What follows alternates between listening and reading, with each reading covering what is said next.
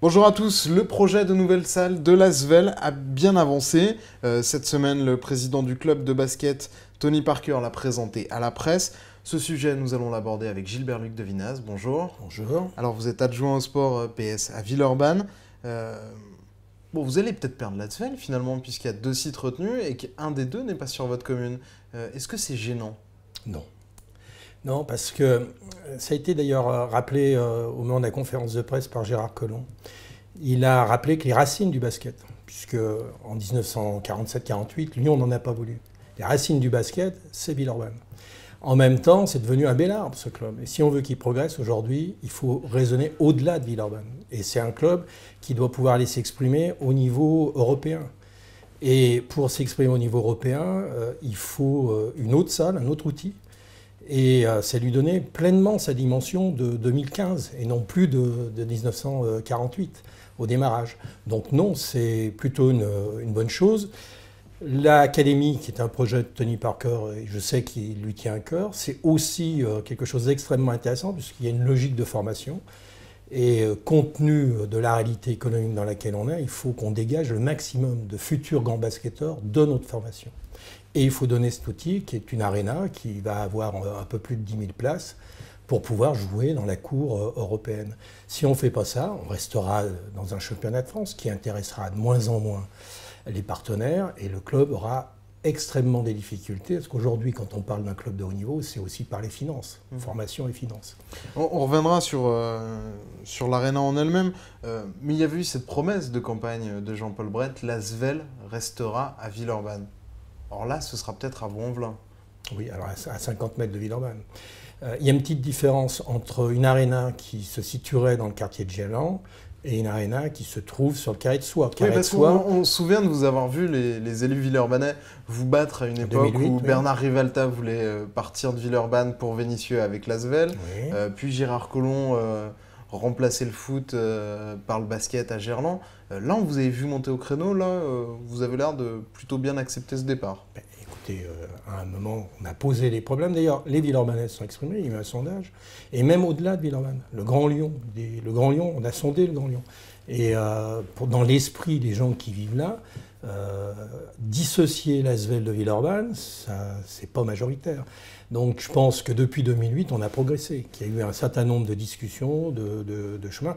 Il y avait un gros projet qu'on devait faire en 2008 avec Gilles Moreton qui a été abandonné. On avait trouvé le terrain. Et quand on est dans une ville comme la nôtre où les choses progressent très rapidement, ce terrain aujourd'hui, il va accueillir une grande clinique. Donc après, il faut faire avec les terrains dont on dispose. Les terrains dont on dispose permettent d'accueillir sur Villeurbanne l'Arena et d'accueillir correctement sur Gerland le projet de l'Académie. Parce qu'il y a 2 sites évoqués, hein. Un qui est sur Villeurbanne, Oui. l'autre qui est à cheval, enfin qui est à Vaux-en-Velin, mais juste à côté de Villeurbanne.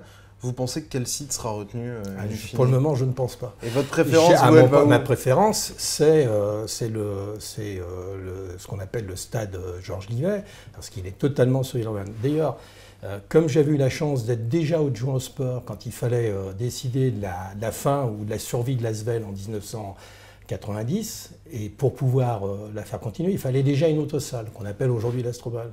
Eh bien, à l'époque, j'avais déjà demandé, c'était la CERN, de me faire un schéma pour mettre l'Astrobal sur le terrain Georges Livet. Alors, comme elle prenait moins de place, ça nous permettait d'avoir la piscine Étienne Gagnère, l'Astrobal et le stade Georges Livet. Donc, c'est pas une idée nouvelle. Là, c'est une salle beaucoup plus grande, donc ça veut dire que si demain c'est ce site qui est retenu, il n'y a plus de stade Georges Livet, donc on a déjà commencé à travailler sur où on va localiser l'Asvel Rugby, qui est un grand club de rugby, et on a aussi le LVR 13, le rugby à 13. Qu'est-ce que vous allez faire de l'Astrobal, qui est une salle municipale? Alors l'Astrobal, comme la future grande salle, non, on ne rase pas un projet comme l'Astrobal. En plus, elle a 20 ans cette année, et si vous allez dedans, elle n'a absolument pas vieilli. Elle est plutôt en traite. Enfin, on a l'impression qu'elle a été inaugurée il y a peu de temps. Elle a été entretenue correctement. Non, le problème de ces salles, c'est quand on a un club résident qui est obligé de faire ses entraînements dans la salle. Donc, on a une sous-utilisation pour le spectacle de cette salle. Demain, et vous l'avez bien compris aussi dans les propos de Tony Parker, l'équipe 1 va aller s'exprimer, elle, ses entraînements, elle les fera à l'Académie. Donc ça veut dire, y compris la salle privée qui est la future Arena et l'Astrobal, n'auront plus de club résident. résidents. Donc on va pouvoir utiliser cette salle autrement. Aujourd'hui, on est sollicité. Et vous allez faire quoi alors? Qu'on comprenne bien, que les Villeurbanais comprennent à quoi va servir une salle où il y a les seuls qui l'utilisaient partent, l'argent public fait défaut, il faudra bien faire quelque chose dedans, la rentabiliser entre guillemets. Aujourd'hui, on est sollicité, on vient de refuser le taekwondo parce qu'il y a le championnat de l'Asvel qui ne permet pas au taekwondo de lui louer la salle. Donc à partir du moment où on n'a plus de club résident, on va rentrer dans une logique où une ville ne cherche pas à faire des bénéfices, elle cherche en tous les cas à amortir ses dépenses. Et donc on rentrera, aujourd'hui on la loue, l'Asvel loue l'Astrobal. Demain, on pourra louer l'Astrobal à une d'autres... salle de 6000 places à un club de taekwondo, mais ils l'ont déjà fait. Regardez, on a déjà accueilli... pour des événements, mais pas au quotidien. Ah non, pas au quotidien, mais on va pouvoir l'exploiter tout à fait autrement. On arrive à la mi-temps de cet entretien. On se retrouve tout de suite sur lyoncapital.fr pour la suite de l'entretien. Merci. Vous venez d'évoquer une salle qui était bien entretenue. Pourquoi, du coup, avoir ce besoin d'une nouvelle salle plus grande à côté? Alors, ce n'est pas nous qui avons forcément, collectivité, le besoin. En plus, l'Asvel, l'Astrobal n'est pas rempli tous les matchs. Et il y a une politique d'invitation assez conséquente. L'Astrobal est la salle la mieux remplie de France. Alors, c'est assez long sur l'affluence dans les autres salles de basket. Mais ça veut dire aussi que le club, depuis des années, ça pas. Ce que je vous dis, c'est le dernier conseil d'administration qui a fait ressortir ça. Donc, Gaëtan Muller a accentué le remplissage de l'Astrobal, mais il avait démarré déjà avec Gilles Moreton. Et Gilles Moreton avait ce souci-là. Et c'est aussi la salle qui est la moins subventionnée au siège. Voilà. Donc, ce sont des éléments qu'il faut avoir en tête. Le problème, ce n'est pas les collectivités qui sont dedans, c'est l'évolution d'une pratique. Si on veut une équipe de basket qui joue demain au niveau européen, dans les matchs européens, il faut, c'est une donnée comme ça, une salle de 10 000 à 12 000 places. Moi, Gilles Moreton m'avait emmené une fois à Prague voir une finale de l'Euro de basket. Et la salle de Prague, 18 000 places pleines. Alors, est-ce qu'elle était pleine de gens qui vivent à Prague? Non. Ils étaient là pour faire fonctionner la salle. Elle était pleine, parce que c'était une rencontre du Maccabi contre un club de Madrid, en Espagne, et elle était pleine de gens qui étaient venus voir le match. Donc 18 000 places, si vous voulez, c'est comme ça que résonne aujourd'hui l'organisation du basket. Le problème, c'est soit on ne fait pas de salle, et l'Asvel continuera à jouer dans le championnat de France, mais économiquement, elle aura du mal à trouver du partenariat, soit elle se dote d'un outil plus grand qui lui permet d'aller jouer dans la cour européenne. Tony Parker se montre très confiant, il parle d'une ouverture en 2019. Est-ce que les délais vous semblent tenables? Lui, c'est un sportif, il ne connaît pas le monde de l'urbanisme, de la politique et de la finance. Vous connaissez un peu plus ce monde-là, du fait de votre expérience d'élu. Ça vous paraît raisonnable? 3 ans? 3 ans, ça me paraît... Il ne faut pas perdre du temps dans les études préliminaires, dans les dépôts de permis de construire. Ça ne me paraît pas,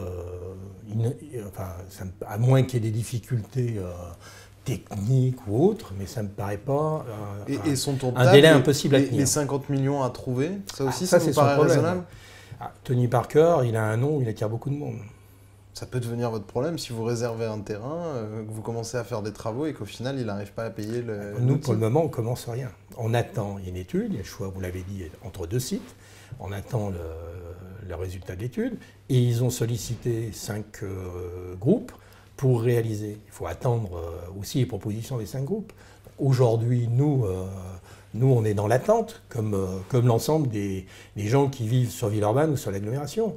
Après, une fois qu'il y aura le choix d'un des 2 sites, on va rentrer dans la réalité de toute construction. Je pense qu'ils ont annoncé le résultat de la réflexion pour le premier trimestre 2016. Ça reste quand même plus de 2 ans et demi pour avancer et construire. Dernière question, c'est une salle qui va être construite en tout cas sur le modèle économique du Grand Stade, puisque Tony Parker paye son aréna, la salle. En revanche, les collectivités publiques vont payer pour 6 millions d'euros de travaux d'accessibilité.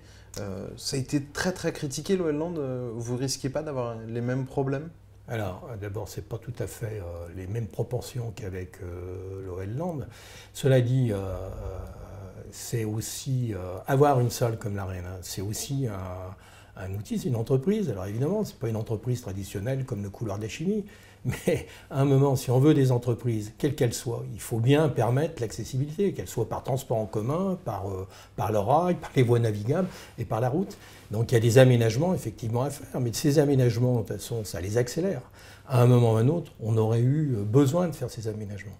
Merci beaucoup Gilbert-Luc Devinaz d'avoir répondu à notre invitation et à nos questions.